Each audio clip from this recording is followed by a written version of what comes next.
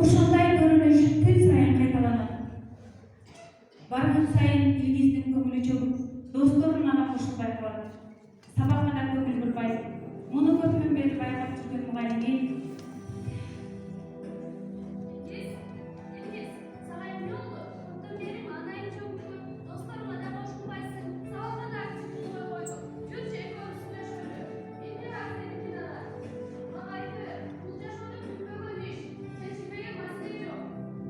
Ошентип мугалими Илгиз менен көпкө сүйлөштү.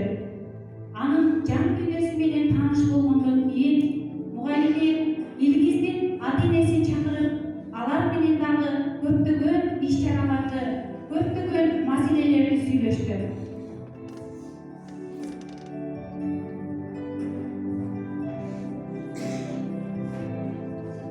Албетте, бул бир аз кыйынчылыкты алып кылды.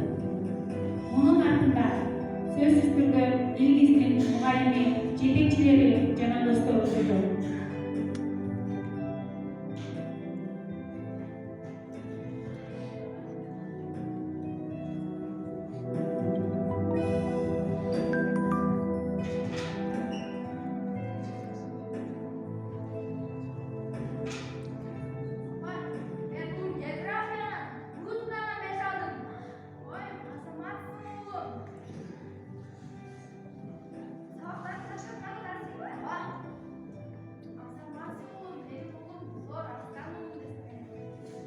Үй бүлө кичинекей мамлекет. Мамлекет болгондон кийин анын башчысы да бар. Ал ата.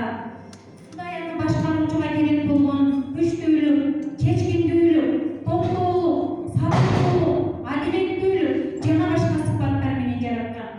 Бул мамлекеттин ички тазалыгын, тартибин көзөмөлдөөчү министр бул эне. Аны Кудай тазалыкты сүйүүчү, сарамжалдуу, мээримдүү, ишенимдүү, назик, сулуу кылып жараткан. Бул мамлекеттин жарандары катары алардын балдар жана кыздары эсептелет. Алар бул мамлекетте эркин жана камкордуктун алдында жашаш керек. Татыктуу тарбия билим алууга, татыктуу тамактанууга укуктуу.